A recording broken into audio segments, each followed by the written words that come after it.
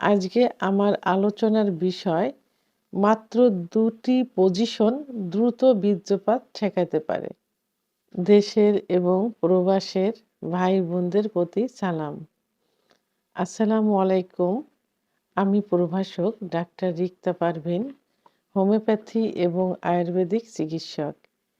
Chamber সেবা homeo complex and সেবা digital lab, উপজেলা মডেল মসজিদের পূর্ব পাশে, শিমুলিয়া, মাগুরা। আজকে একটি বিপরীতধর্মী বিষয় নিয়ে আলোচনা করব, অর্থাৎ এই বিষয়টির উপরেই হুবহু অনেক ভিডিও করা হয়েছে যে ওষুধ নিয়ে। তো আসলে অনেকে ওষুধ খেতে চায় না। ওষুধ ছাড়াই কিভাবে সমস্যার সমাধান করা যায়। অর্থাৎ আজকের বিষয়টি কিন্তু খুব ইন্টারেস্টিং। যাদের দ্রুত বীর্যপাত হয়, বীর্যপাত রোধ করার জন্য, ঠেকানোর জন্য আ ওষুধ ছাড়া মাত্র ২ টা পজিশন কিভাবে কাজ করতে পারে? সে বিষয় নিয়ে আলোচনা করব। আসলে সেক্স একটা আর্ট, একটা শিল্প। এটা নিজের মতো করে তৈরি করে নিতে হয়। তো অনেকে সেটা বোঝে এবং এপ্লাই করে, অনেকে বোঝে না। তো এই যে আ সেক্স বিষয়ের উপরে বিখ্যাত একটা গ্রন্থ রচিত হয়েছে, কামশক্তি গ্রন্থ। এটি অ্যা অর্থাৎ কামসূত্র গ্রন্থ, এটি ভারতে রচিত হয়েছে। তো এখানে কিন্তু অনেক পজিশন দেওয়া আছে। অনেক পজিশন। কোন পজিশনে স্ত্রী সুখ পায়, কোন পজিশনে স্বামী সুখ পায়, আবার কোন পজিশনে দীর্ঘ সময় সহবাস করা যায়। তো আজকে আমি মাত্র দুটি পজিশনের কথা বলব, যে ২ টা পজিশন এপ্লাই করলে দীর্ঘ সময় সহবাসে লিপ্ত থাকা যায়। সেটা কোনো ওষুধ ছাড়া, নিজস্ব কোনো শক্তি ছাড়া। কারণ সহবাস একটা শক্তির বিষয়। পর্যাপ্ত এনার্জি কিন্তু লস হয়। তো সেই ক্ষেত্রে সাধারণত একটা পজিশনই বাঙালি বেশি এপ্লাই করে থাকে, সেটা হলো, যেটা ইসলামও সাপোর্ট করে, সেটা হলো যে স্ত্রী নিচে বেডে শায়িত অবস্থায় থাকবেন আর অ স্বামী উপরে যৌন মিলন, যৌন কার্য সম্পাদন করবেন উপর থেকে।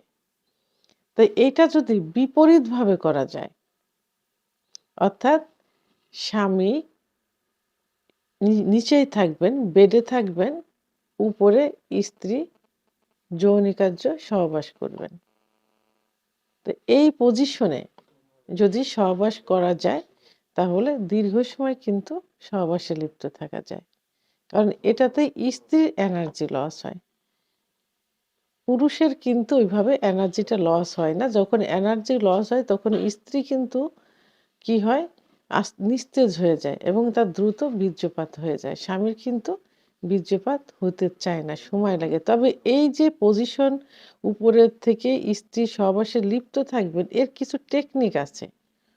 অর্থাৎ যখন সহবাসে লিপ্ত থাকবেন স্বামী নিচে, উপরে স্ত্রী, তখন স্ত্রী একটু ঝুঁকে থাকবেন স্বামীর দিকে। একটু ঝুঁকা অবস্থায় থাকতে হবে। এখানে তার মুখ, স্ত্রীর মুখ স্বামীর মুখের অ্যা সামনাসামনি থাকবে, একদম ঝুঁকে। আর স্বামীর কি থাকবে? স্বামীর মাথার নিচে ২ টা বালিশ থাকলে সবথেকে ভালো হয়, যাতে মাথাটা একটু উঁচু অবস্থায় থাকে। আর স্ত্রী সামনের দিকে ঝুঁকে, তার মুখটা একদম তার হাসব্যান্ডের মুখ বরাবর সোজাসুজি থাকবে। আরেকটা হলো যে স্ত্রীর যে ব্রেস্ট, মানে স্তন, স্বামীর একদম ঝুঁকা অবস্থায় থাকতে হবে, মুখ বরাবর থাকতে হবে। এই পজিশনে যদি সহবাস করা যায়, তাহলে দীর্ঘ সময় সহবাসে লিপ্ত থাকা যায়। তাহলে এটা গেল একটা পজিশন। আরেকটা পজিশন, এই পজিশন সাধারণত আ এল সিস্টেম, অর্থাৎ স্ত্রী সামনে এল সিস্টেমে শুয়ে থাকবেন। সামনে এল সিস্টেমে, অর্থাৎ এল সিস্টেম, আ বাঁকা হয়ে স্ত্রীর মুখ থাকবে সামনের দিকে, সোজা শুয়ে পা দুটা বাঁকা করে দিল, এল সিস্টেম।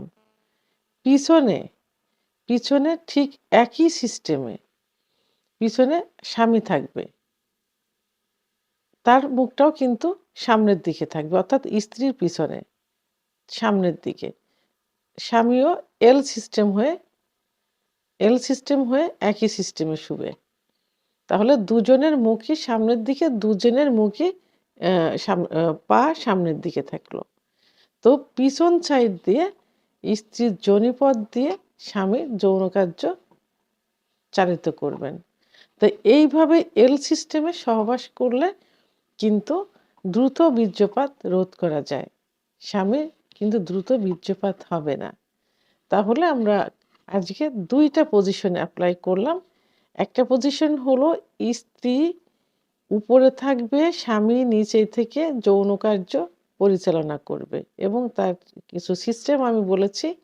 আরেকটা হলো এল সিস্টেমে সহবাস করবেন, স্ত্রী সামনে পিছনে হাজব্যান্ড থাকবেন, অর্থাৎ স্বামীও এল সিস্টেম হয়ে শুবেন, পিছন সাইড দিয়ে যৌন কার্য পরিচালনা করবেন। এভাবে দীর্ঘ সময় সহবাসে লিপ্ত থাকা যায়। তো ভিডিওটি সম্পর্কে যদি কোনো মতামত থেকে থাকে অবশ্যই কমেন্টসের মাধ্যমে জানাবেন। আর ভিডিওটি ভালো লাগলে লাইক, কমেন্ট, সাবস্ক্রাইব করে আমার সঙ্গে থাকুন। আল্লাহ হাফেজ।